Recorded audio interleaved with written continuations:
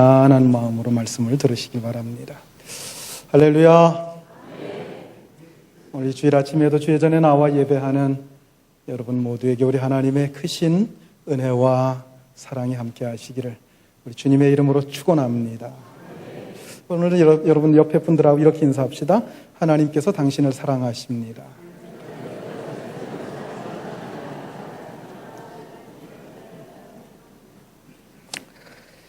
오늘 본문으로 삼고 있는 요한복음 3장 16절은 우리가 너무도 잘 아는 말씀이고 가장 유명한 말씀이고 또 웬만한 성도라면은 이 말씀을 다 암기하고 있는 말씀입니다. 그리고 이 말씀 속에는 너무도 크고 놀랍고 깊은 뜻을 가지고 있고 이 말씀을 가리켜서 복음 가운데 복음이라고 부르기도 합니다. 만인들의 사랑을 받고 있는 구절이기도 하고요. 이 말씀을 가리켜서 성경 전체의 요약이라고도 하고 성경 전체의 주제라고도 하고 이 말씀을 작은 복음이라고도 부릅니다. 자, 그렇게 부르는 이유가 있습니다. 이 짧은 한 구절 속에 구원에 대한 모든 내용이 다 포함되어 있기 때문입니다. 이 말씀 속에는 구원의 주체가 누구인지, 구원의 대상이 누구인지, 구원의 방법이 뭔지, 구원의 동기가 무엇인지, 그리고 구원의 결과가 어떻게 나타나는지 이 모든 게 다 들어가 있어요. 먼저 이 말씀은 구원의 주체가 누구인가 하는 것을 밝혀줍니다. 여러분, 구원의 주체는 누굴까요? 하나님이십니다. 하나님이 세상을 이처럼 사랑하사 하나님이 구원의 주체가 됩니다. 자, 예수님께서는 앞에 6절에서 그런 말씀을 하셨어요. 육으로 난 것은 육이요, 영으로 난 것은 영이다. 그런 말씀을 하셨어요. 육체로 태어나는 것은 육체로 태어나는 것이고요. 우리가 영적으로 태어나는 것은 세상의 어떤 이치로 이루어지는 게 아니다. 즉, 이 말씀의 뜻이 뭡니까? 인간 세계에서는 구원받을 수 있는 근거가 전혀 없다고 하는 거예요. 이것은 하나님이 하시는 일이다. 영적인 일이라고 하는 겁니다. 그래서 오직 구원은 어디서부터 와야 된다? 하나님께로부터 와야 된다고 하는 것입니다. 두 번째로 이 말씀은 구원의 대상, 구원의 범위를 가르쳐 줍니다. 구원의 범위가 어디까지입니까? 구원의 대상이 누굽니까? 하나님이 무엇을 이처럼 사랑하사 그랬어요? 세상을. 세상이 구원의 대상입니다. 구원의 범위가 세상입니다. 하나님의 구원의 범위는 어느 교파, 어느 신학자가 말하는 것처럼 미리 정해져 있는 어떤 특정인이 아니에요. 그리고 이단자들이 심심하면 한 번씩 들고 나오는 14만 4천 명이 아닙니다. 모든 인간이 다 그 대상이요. 궁극적으로 보면 세상의 모든 자연까지도 하나님의 구원의 계획 속에 포함되어 있다고 하는 사실을 우리가 알아야 됩니다. 인간의 타락과 함께 자연까지도 타락했다고 그랬어요. 그래서 모든 피조물이 탄식하며 하나님의 구속을 기다린다고 로마서 8장에서 말씀하고 있습니다. 여러분, 구원의 대상은 온 세상입니다. 모든 민족입니다. 열방입니다. 그러므로 우리가 전도해야 될 대상도 온 세상 모든 사람이라고 하는 사실을 기억하시길 바랍니다. 세 번째로는 구원의 동기가 무엇인가 하는 것을 가르쳐 줍니다. 하나님이 세상을, 구원의 대상은 세상이고 구원의 주체는 하나님이고, 그 다음에 구원하시는 이유가 뭘까요? 구원하시는 동기가 뭘까요? 이처럼 사랑하사 하는 것입니다. 우리를 구원해 주신 동기는 우리를 너무너무 사랑하시기 때문입니다. 여기서의 사랑은 아가페의 사랑을 얘기합니다. 조건 없이 주는 사랑을 말하는 겁니다. 사람의 사랑은 다 상대적이에요. 그러나 여러분, 하나님의 사랑은 무조건적인 것, 일방적인 사랑임을 여러분 믿으시기 바랍니다. 이 하나님의 사랑은 무궁하십니다. 여러분, 우리가 신앙생활을 하잖아요. 우리가 신앙을 갖고 있잖아요. 여러분, 신앙이 뭐라고 생각하십니까? 이 무궁하신 하나님의 사랑을 깨달아가는 것이 여러분 신앙인 줄 믿으시기 바랍니다. 하나님의 사랑의 그 높이와 길이와 넓이와 그 깊이를 깨달아가는 것, 여러분 이게 신앙이에요. 하나님의 사랑을 깊이 깨닫는 자는 더 신앙이 깊어지고 더 하나님 앞에 충성하고 헌신하게 됩니다. 이 하나님의 사랑이 오늘 말씀의 주제입니다. 그래서 이 하나님의 사랑에 대해서는 조금 뒤에 가서 좀 더 구체적인 말씀을 여러분들과 나누도록 하겠습니다.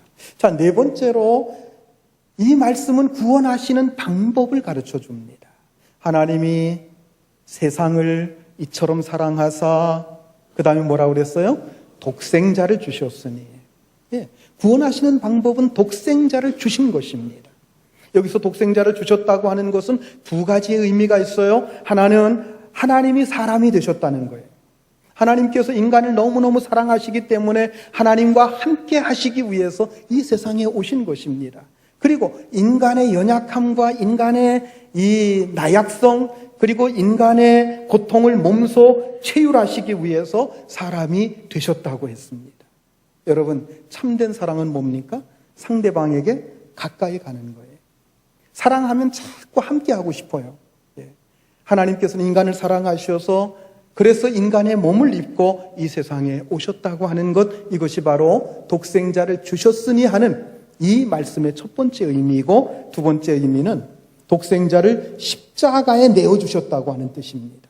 하나님께서는 당신의 외아들을 인간의 죄를 대신 지고 십자가에 달려 죽도록 내어주셨다는 뜻입니다. 바로 이것이 하나님께서 구원하시는 방법이며 우리 인간을 향한 구체적인 사랑의 표현이었습니다. 다섯 번째로 이 말씀은 구원을 위해서 우리 인간이 해야 될 일이 무엇인가 하는 것을 가르쳐 줍니다. 자, 하나님이 세상을 이처럼 사랑하사 독생자를 주셨으니 그 다음에 우리가 구원받을 수 있는 방법이 뭐예요? 그를 믿는 자마다. 여러분, 사실 인간의 구원을 위해서 우리 인간이 해야 될 일은 아무것도 없습니다.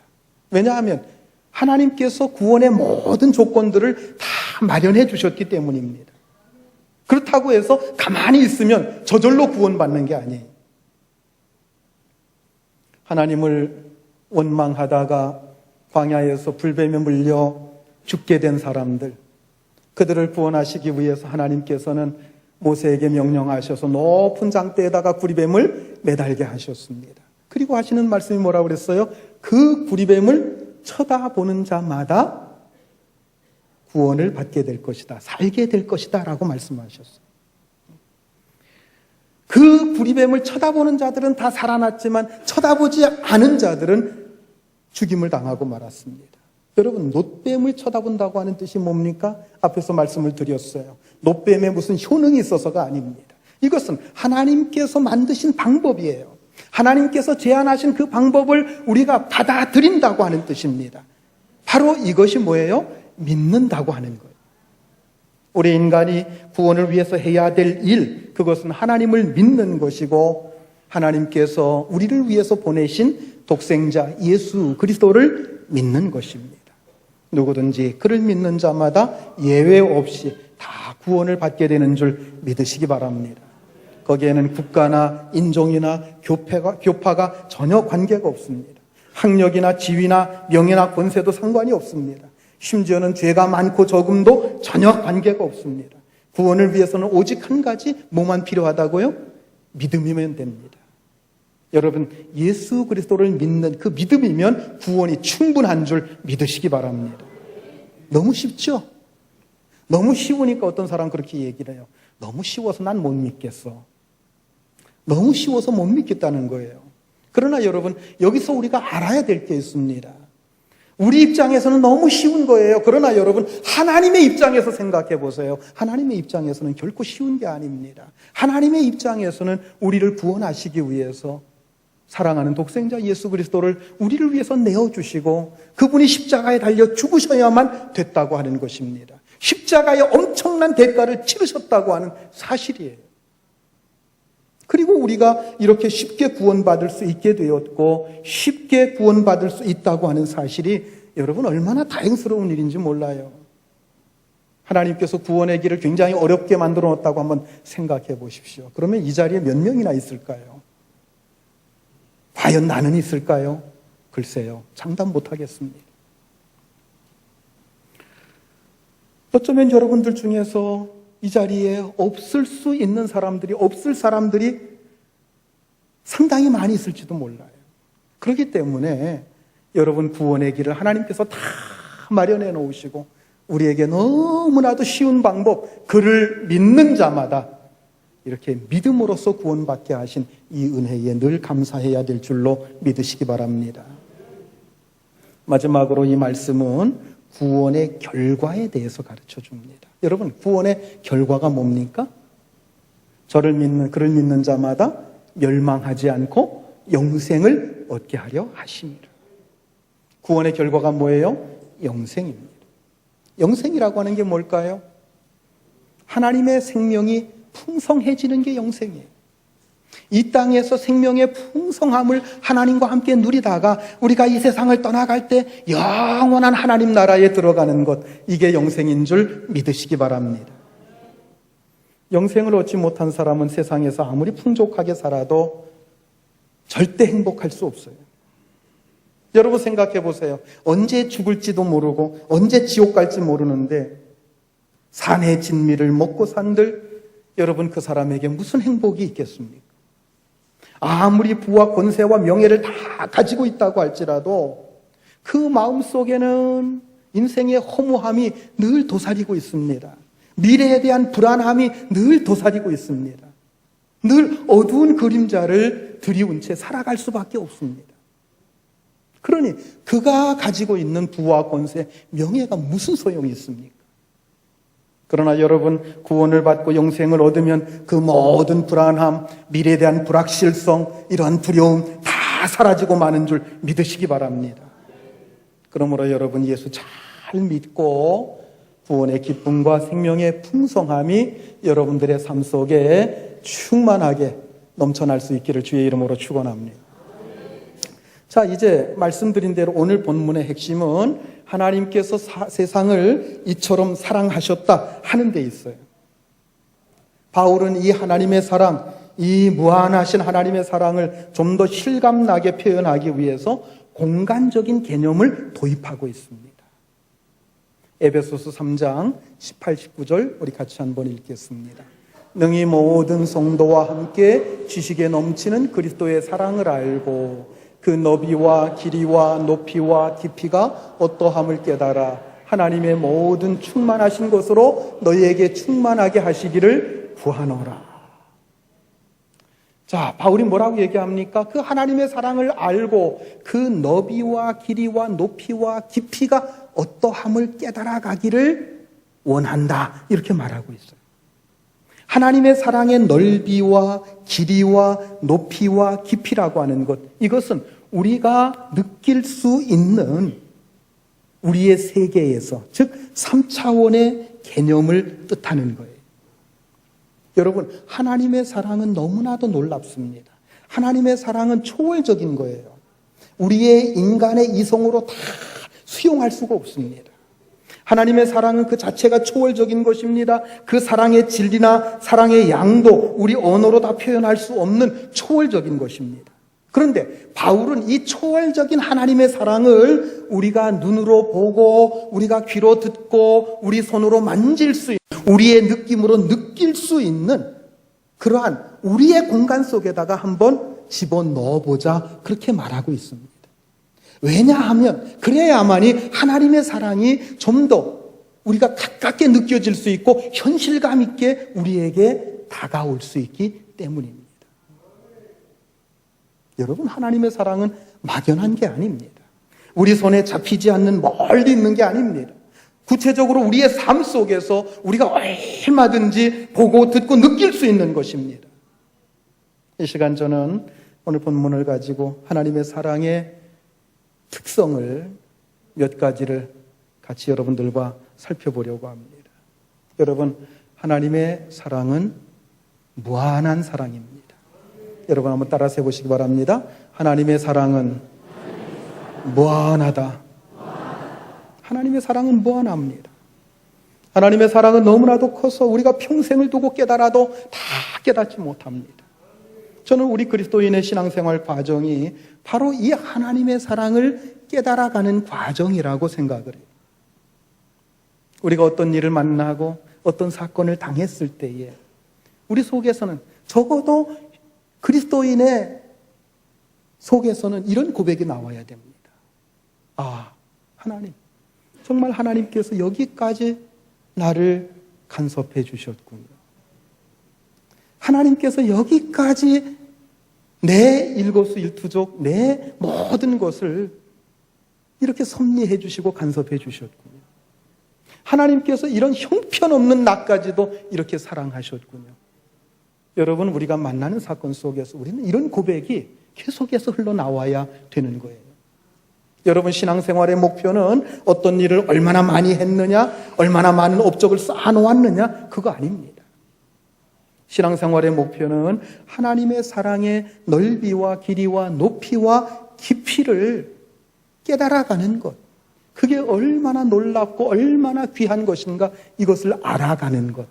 여러분, 이것이 바로 우리 신앙생활의 목표입니다.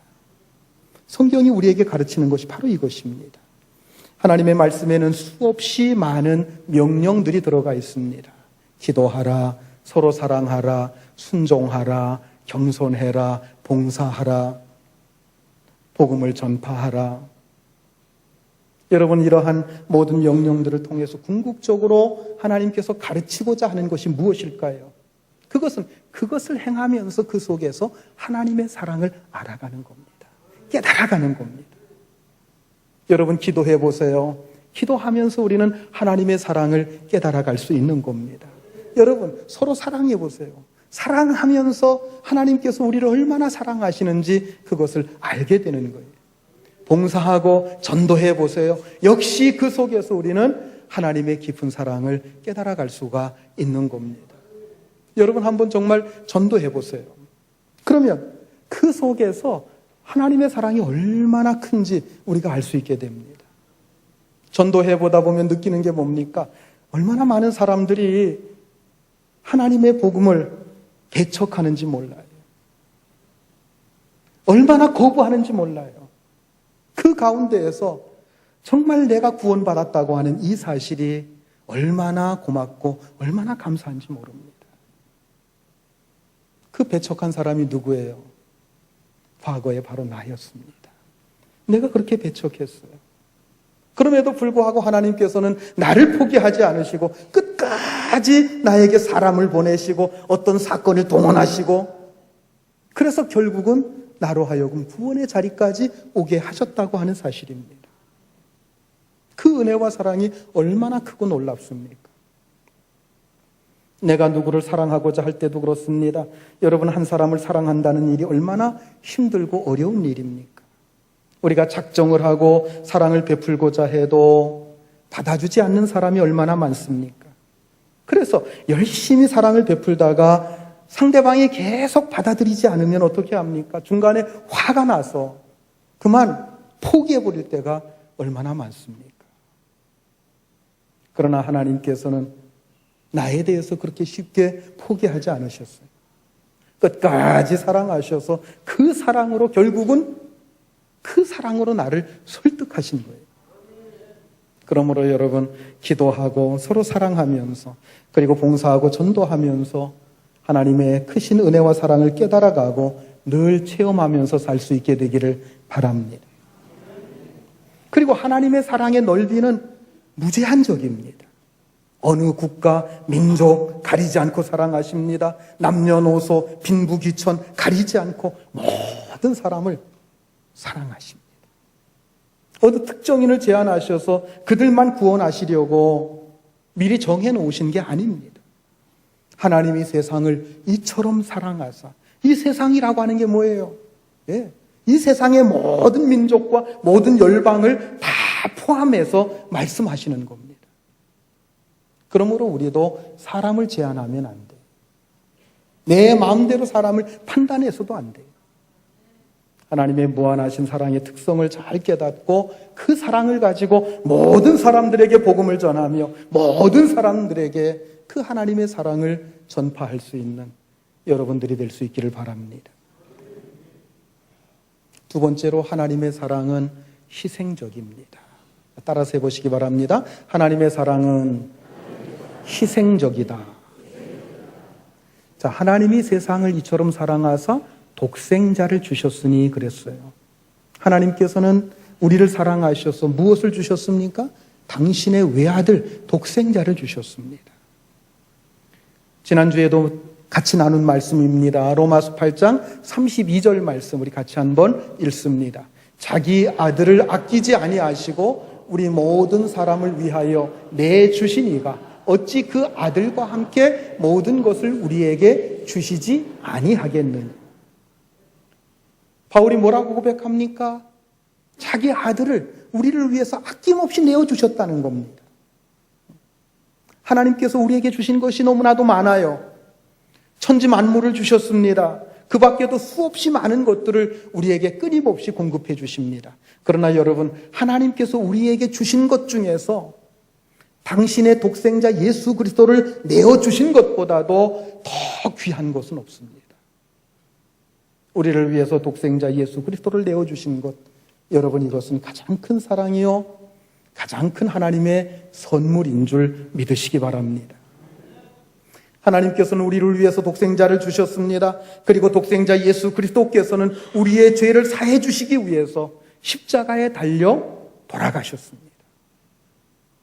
갈라디아서 3장 13절 말씀 우리 같이 한번 읽습니다. 그리스도께서 우리를 위하여 저주를 받은 바 되사 율법의 저주에서 우리를 속량하셨으니 기록된 바 나무에 달린 자마다 저주 아래 있는 자라 하였습니다. 그리스도께서 우리를 위해서 저주를 받으셨다고 그랬어요. 그것은 율법의 저주에서 우리를 속량하시기 위해서라고 말씀하고 있고요. 나무에 달린 자마다 저주 아래 있는 자다. 율법에서 그렇게 말씀하고 있다는 겁니다. 이 율법은 신명기서를 말합니다. 신명기 21장에 보면 율법에 대한 말씀을 하다가 율법대로 행하지 않은 그 죄인들에 대해서 나무에 달려 하나님의 저주를 받게 될 것이다, 이렇게 말씀하고 있습니다. 신명기 21장 22절 23절 말씀 같이 읽겠습니다. 사람이 만일 죽을 죄를 범함으로 내가 그를 죽여 나무 위에 달거든 그 시체를 나무 위에 밤새도록 두지 말고 그날에 장사하여 내 하나님 여호와께서 내게 기업으로 주시는 땅을 더럽히지 말라. 나무에 달린 자는 하나님께 저주를 받았음이니라. 율법을 어긴 모든 죄인들은 나무, 즉 십자가에 달려 하나님의 저주를 받게 되고 그렇게 죽게 될 자들이라는 것입니다. 그런데 하나님의 외아들이신 예수 그리스도께서 모든 죄인들을 대신해서 십자가에 달려 그 하나님께 받을 그 저주를 대신 예수님께서 받으셨다고 하는 것입니다. 여러분, 예수님께서는 저주받은 자처럼 십자가에서 죽으셨지만 사실은 저주받아야 될 분이 아니십니다.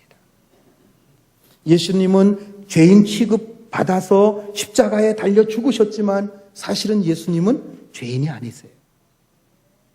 다만 우리의 죄, 그리고 우리가 당해야 될 저주, 우리가 받아야 될 그 죽음, 그것을 대신 받으심으로 우리를 살려주셨다고 하는 것입니다. 우리가 받아야 될 것을 대신 받으신 거예요. 그리고 우리를 어떻게 하셨다? 속량하셨다. 이렇게 말씀하고 있어요. 예. 하나님께서, 예수님께서 대신 치르시고 그 대신 우리를 그 자리에서, 죄인의 자리에서, 저주받을 자리에서 우리를 풀어주셨다라고 하는 것입니다. 예수님께서는 친히 말씀하시기를 친구를 위하여 목숨을 버리면 이보다 더 큰 사랑이 없다고 그랬어요. 여러분, 사람이 사랑을 하게 되면 어떻게 됩니까? 뭐든지 주고 싶어 합니다. 어떤 것도 아깝지 않은 법이에요. 정말 사랑한다고 하면 마지막에 줄 수 있는 것이 뭐예요? 우리가 맨 마지막에 줄 수 있는 게 뭡니까? 그것은 자기 목숨이에요.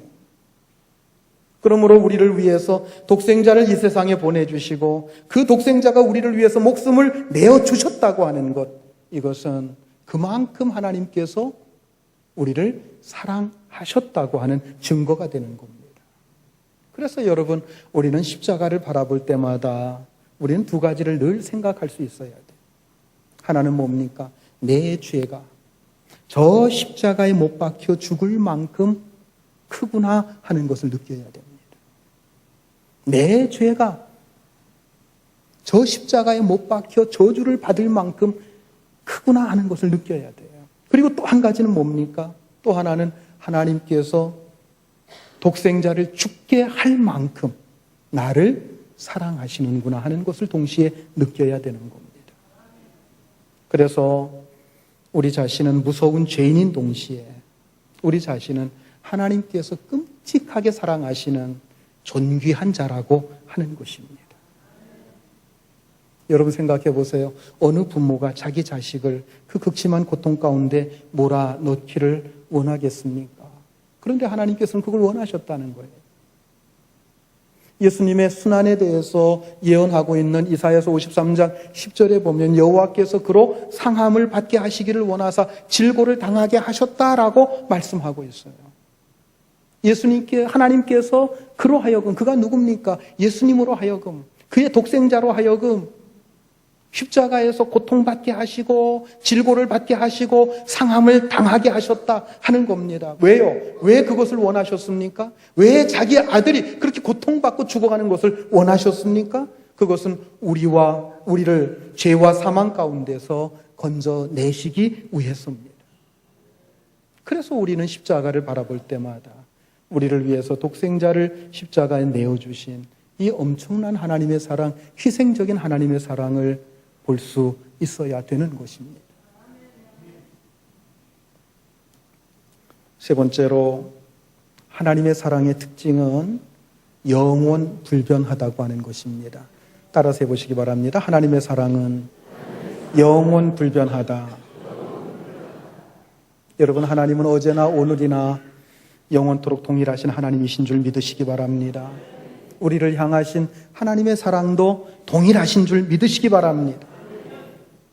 자, 하나님께서는 이스라엘 백성들에게 이 하나님의 사랑을 가르치시기 위해서 호세아 선지자를 부르시고 호세아 선지자에게 명령을 하셨어요.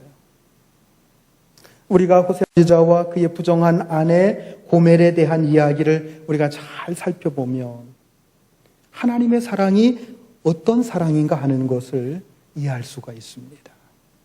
자, 호세아 선지자를 하나님께서 부르셨습니다. 그리고 하나님께서 명령하십니다. 저 저작거리에 나가면은 고멜이라고 하는 창녀가 있을 것이다. 그 창녀를 데려다가 아내로 삼고 자식을 낳고 살아라 하고 명령하세요. 그래서 호세아가 가서 그 고멜이라고 하는 창녀를 데려다가 아내로 삼고 자식 셋을 낳고 살게 됩니다. 그런데 호세아의 아내 고멜이 호세아의 아내로서 그 자리를 지킨 것은 바로 거기까지였습니다. 그 이후에 고멜은 여기저기 돌아다니면서 사람들의 시선을 끌더니 어느 남자와 눈이 맞아서 그만 도망치고 말았습니다. 그런데 얼마 살지 못하고 그 남자에게 버림받고 또 다른 남자를 만나서 살게 됩니다. 그리고 또다시 버림받고 이 남자 저 남자 떠돌다가 결국은 어떤 아주 형편없는 건달을 만나서 살게 되지만 그 건달은 그 여자를 제대로 돌봐주지 않기 때문에 늘 굶주리며 살 수밖에 없게 됩니다. 이때 하나님께서 호세아에게 먹을 것을 가지고 자기 아내와 함께 사는 그 남자에게 갖다 주라고 하십니다. 그래서 호세아는 그 남자에게 먹을 것을 갖다 주고 그 남자는 그 먹을 것을 받아서 그 여자에게 먹을 것을 전달해 줍니다. 그러나 고멜은 호세아가 그것을 사다 준 줄을 알지 못합니다. 고멜은 이렇게 이 남자 저 남자 품을 찾아다니며 그들에게서 얻은 것들이 호세아에게서 나온 것인 줄 모르고 있습니다. 그저 그 남자에게서 나오는 것인 줄 착각하고 있었다는 거예요. 자, 호세아서 2장 8절 말씀 우리 같이 한번 봅니다. 곡식과 새 포도주와 기름은 내가 그에게 준 것이요 그들이 바알을 위하여 쓴 은과 금도 내가 그에게 더하여 준 것이거늘 그가 알지 못하도다. 자, 호세아가 이렇게 필요한 것들을 제공해 주었는데도 불구하고 고멜은 이것을 알지 못했다는 겁니다. 여러분, 이게 무슨 얘기입니까? 하나님께서 이스라엘을 이와 같이 사랑하시고 또한 오늘 우리를 이처럼 사랑하신다고 하는 겁니다. 그런데 이스라엘은 그것이 바알신이 갖다 준 것인 줄로 알고 그걸 가지고 우상을 섬기고 향락하는데 다 써버렸다는 거예요. 그리고 이것은 오늘 우리도 마찬가지라고 하는 겁니다. 여러분, 오늘 우리가 먹고 입고 쓰는 것, 우리가 누리고 있는 모든 것은 다 하나님께로부터 온 것인 줄 믿으시기 바랍니다. 그럼에도 불구하고 우리가 그것을 알지 못하고 마치 자기가 잘나서 그런 것들을 얻고 누리고 쓰고 있는 줄로 착각하면서 살고 있다는 거예요. 그리고 오늘날 수많은 사람들이 그 하나님께서 주신 것을 가지고 우상 숭배하고 사치하고 향락하는데 다 써버리고 있다는 겁니다. 그럼에도 불구하고 하나님은 여전히 우리의 쓸 것을 공급해 주십니다. 모든 필요한 것들을 공급해 주시면서 오직 하나님의 품으로 돌아오기만을 기다리는 것입니다. 마치 호세아 선지자가 고멜이 돌아오기를 기다리면서 그녀의 쓸 것을 공급해 주는 것과 같은 겁니다. 이제 고멜이 비참하게 되어서 마지막에는 노예로 팔려가게 되는 그런 지경에 이르게 됩니다. 그때 하나님께서 호세아에게 다시 명령하십니다. 가서 노예 경매장에 가서 그녀를 사오라고 하십니다. 호세아가 노예 경매장에 갔을 때 경매장 위에는 자기 아내가 거의 벗겨진 채 사람들은 그녀의 몸값을 매기고 있었습니다. 호세아는 그녀를 도로 찾기 위해서 다른 사람들보다도 높은 값을 제시해야만 했습니다. 그래서 결국 은 15냥에 보리 한 호멜 반이라고 하는 아주 높은 값을 주고서 그녀를 사오게 됩니다. 이제 호세아는 자기 아내를 취하여 옷을 입히고 군중을 해치고 다른 곳으로 데리고 갔습니다. 여러분, 바로 이것이 하나님께서 우리를 사랑하시는 방법이라는 거예요.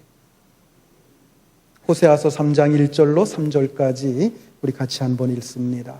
여호와께서 내게 이르시되 이스라엘 자손이 다른 신을 섬기고 건포도 과자를 즐길지라도 여호와가 그들을 사랑하시나 너는 또 가서 타인의 사랑을 받아 음녀가 된 그 여자를 사랑하라 하시기로 내가 은 15개와 보리 한 호멜 반으로 나를 위하여 그를 사고 그에게 이르기를 너는 많은 날 동안 나와 함께 지내고 음행하지 말며 다른 남자를 따르지 말라 나도 내게 그리하리라 하였노라.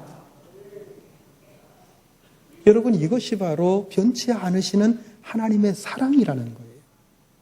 하나님께서 저와 여러분들을 이렇게 사랑하시는 줄 믿으시기 바랍니다. 우리는 죄악의 굴레 속에서 헤어나지 못한 채 사탄의 노예로 팔려간 자들입니다. 우리는 세상의 경매자들에게 넘겨졌습니다. 세상이 우리를 향해서 더 많은 값을 자꾸 매깁니다. 이때 우리 주님께서 노예 시장에 나타나셔서 가장 비싼 값을 치르고 우리를 사셨습니다. 여러분, 우리 주님께서 치르신 가장 비싼 값, 그 값이 얼마일까요? 그 값이 무엇입니까? 예수님의 핏값입니다. 예수님의 십자가의 핏값을 치르시고 예수님께서 우리를 사셨습니다. 이때 하나님께서 선언하십니다. 예수 그리스도의 핏값으로 이 사람은 예수 그리스도에게 팔렸노라. 예수 그리스도께서는 우리를 자신의 핏값으로 사신 후에 벌거 벗겨져서 수치심이 다 드러나고 있는 우리에게 의로우신 주님의 옷을 입혀주십니다. 그리고 우리를 데리고 가시면서 이제 너는 많은 날 동안 나와 함께 지내자.